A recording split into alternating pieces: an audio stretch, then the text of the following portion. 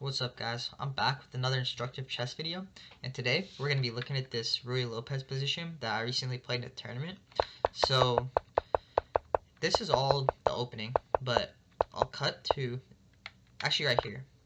Okay, right here, when the pawn is on d3 in these Ruy Lopez structures. Okay, there's a plan made by Botvinnik, and essentially what we want to do is we want to go d5. But playing d5 right now is not good because our pieces aren't ready. We're not in position to open up the center. Before you break in the center, you want all your pieces to be ready so that when the position opens, you're ready to strike at your opponent. Right now, we're not ready. So what we want to do is we want to first of all bring this knight back here. Because if you can imagine, once we push this pawn and he takes, then this pawn is going to be kind of under fire. So we want to protect that. And we can do that with this, moving the rook out to e8, moving the bishop here. So then the rook will be aimed at the pawn, and the bishop will be good to protect our king side. So that's part of the plan. So I started with rook e8, knight f1, and here I played h6. Okay, you can see right now. Imagine I didn't go h6. Imagine I went here. My opponent moves the bishop here. And then let's say I bring my knight back, continue with the plan, and they just take. Now it's just way more annoying for me to play d4. This knight that was here is playing a good role in actually guarding the d5 square. Sorry, I think I might have been saying d4. I mean d5. So this bishop that came here, it's actually attacking the knight, but it's indirectly attacking this d5 square, which is something that we want to prevent. So we do that by playing h6. That might not have been necessary here, but I just didn't want to delay it because honestly bishop g5 would have just been kind of annoying. So then I continued with the plan, right? They moved their knight to h2. And here's another moment. It's a pretty instructive moment. So here, in the Ruy Lopez, in these types of positions, if you were to take here and your opponent takes back, notice how the structure is symmetrical, right? In these symmetrical Ruy Lopez structures, the person whose queen is on either f6 or f3 usually has pretty good attacking chances on the king side. So here, since their queen is already on f3, this is just not favorable for me. So I decided not to take, but instead, I went d4. I think this was a pretty good move because I'm just getting more space on just in the center. Okay, my opponent went knight f5. I played c4, which I think was also fine. Notice how much space I have right now. And like, if my opponent takes right here, for example, I was looking at this, but that doesn't work right now. Then, we're going to take back, and then we're threatening this now. And if they take, just look at our center. That's the plan. The plan, like, this doesn't work right now, but this is just something that you have to keep in mind. And if they take here, it's like similar idea. Have to watch out for this, but let's see. Let's see what the engine says. Oh, you can take here. Take here. Yeah, they can never take. Or they can't take right now because it's pinned.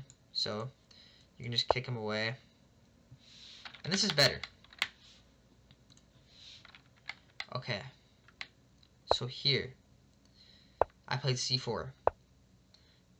And right now, you guys just saw I played king h7, but what move, get rid of that arrow, what move would you guys play here? Pause the video and see if you can find the right move. Okay, so the move here, pretty sure the best move is to just get rid of this knight. Right now, see, I've seen situations where you don't want to get rid of this knight because you're giving up your light squared bishop and the structure is just kind of unclear. But this is not one of those situations. It's on a case-by-case basis where you want to take this knight. But right now, he has a lot of pieces around our king. And this bishop, like if you can imagine, if this diagonal opens, that's going to be annoying. So there's a lot of pressure on our king. So right now, we're just going to get rid of the knight. See, I wasn't sure if we should give up the light square bishop yet. So I played king h7 because I was thinking of potentially like maybe taking this knight and then going g6 to just get rid of the knight that way. But as you can see, this walks right into the beam, bro. This walks right into the sniper. So that was not a good move. And I made a few moves. And yeah, you can see, bro, the sniper is taking aim. Already, bang. E5. He's attacking my knight. And he's threatening to, like, just move with check. Or he has some discoveries, which is just not pleasant for me. And I think I was still fine here if I played d3. And then if they take the knight, I can take like this. And I'm probably a little worse here, but it's not bad. Let's see what the engine says. Yeah, it's like 0.5, plus 0.5. Actually, wait, that might have been better. Yeah, it's plus 0.2 actually, so it's pretty close. But I completely panicked here, and I took the knight. They took with check. This is what I was looking at. I was looking at here, here, take, which is probably not good for me still, but it doesn't look horrible. But I forgot they can take with the queen, and then there's nothing defending that pawn, so I'm kind of getting ran through right now. And then I'm going to cut to the next key position in the game. Here, what move would you guys play? Pause the video and see what you guys come up with. Okay, here, I'm pretty sure there's only one winning move. Let me confirm real quick. Yeah, there's only one winning move. And that move is d2. Here's the idea. Let's say, first of all, the rook moves here. Bang. Take there. We got the fork. Now, let's say the rook moves maybe... Well, this is what happened in the game. The rook moved here. And now, the follow-up is rook d8. Because, well, first of all, they can't go here to protect their bishop. So I'll just capture that real quick. And then, if they take here, I get a brand new queen. And then, I take with check, and I take this knight. This is what happened in the game. Essentially, the bishop here is pinned to the promotion of the pawn. So, it pretty much went from like here, it was like +7, I was getting absolutely dicked down. And now, I'm winning. Just like that. That's the beauty of low elo chess. And yeah, I just was able to convert this one pretty clean. I'm up 2 pieces, so I just brought my king to make sure the pawns wouldn't move. And then I just brought my knight to control this square so I could promote. And yeah, my opponent resigned in this position. So the key takeaways from this game are honestly here. I would say here. It's not always good to take this knight, but if you're feeling a lot of pressure on your king side, honestly, just get rid of it. Like, it's just gonna help you. It's gonna be less annoying. It's gonna make it more practically easy to play. And then, let's see, what else? That was a pretty nice tactic later in the game. And yeah, that plan I discussed to get d4 in here. This is when the pawn is on d3. This is the formation right here.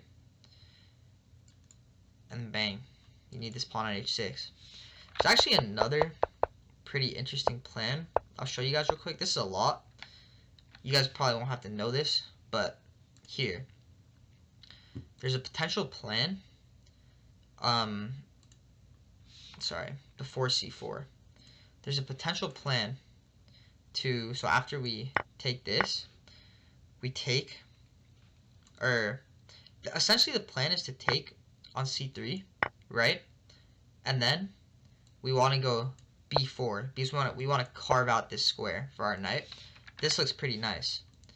And then if take, then we can still just drop our knight in with the fork. Okay. But the issue with this is that this gives his bishop a very nice diagonal. So you have to be careful about that. I've had situations where I played this and I completely missed like how good of a square you're giving the bishop. You want to always limit your opponent's pieces. That's why, ideally, like let's say he moves back and forth, we want to go a5, a4 to restrict the bishop. And now, we're going to continue on with our plan. Bang. This is the fork right here. So you probably wouldn't do all that, but just remember, essentially just remember you want to keep your opponent's pieces restricted. So if you're gonna do anything like that,